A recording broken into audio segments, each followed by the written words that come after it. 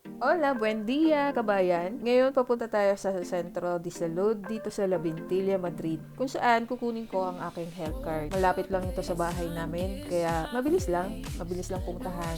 Natapos na kasi ang 20 days na processing matapos ko ito i-apply, kaya ready na siya for pick up. Madali lang naman kumuha ng health card dito sa Espanya. Basta kumpleto ang requirements. Kailangan mo lang naman na requirements ay ang empadronamiento, passport at NID.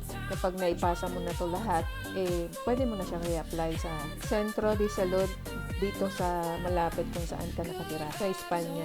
Malaking tulong ito lalo na kung nakatira ka dito sa Espanya dahil magagamit mo ito para sa mga serbisyong pangkalusugan. So finally, nakuha na natin yung Salud de Tarjeta, which is yun yung health card na tinatawag nila dito sa Espanya. So nabawasan na rin yung iisipin ko, natapos na rin siya. After all, nagbunga din ng paghihirap dito sa Europa, kung saan ako nagpadpad mula Poland, Malta, Germany, France, at ang pinakahuli ay dito sa Espanya.